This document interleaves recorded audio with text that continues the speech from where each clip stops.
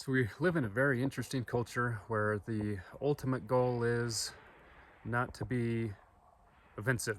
You've got to be nice at all costs. And heaven forbid you give some suggestion of how someone can improve, because someone might be upset. It hasn't always been that way. People have been more open to suggestions, improvements. Jesus, when he was alive, he correction was his because he was perfect and he was helping others to become better. That's what he gave. He showed love.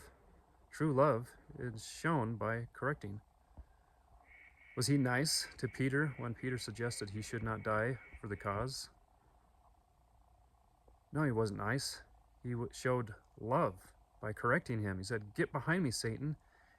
What you're suggesting is against God's will." Was Jesus nice to the church leaders of that day? No, he was loving, and he showed them how they could do better and be better, and he showed them who they were on the inside. He gave them the truth, something they didn't want. Was Jesus nice to the rich young ruler? No, he was loving. He gave them correction and suggestions on how to improve.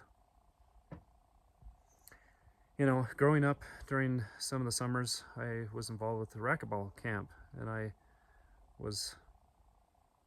had the opportunity to have a racquetball pro, the club pro, give me techniques and form, and we actually videotaped games so that I could improve. And I practiced and I practiced and I practiced, and I became a much better player.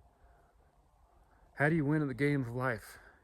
You clean your plate, you clean your house, you become the best you can, and then you help those around you.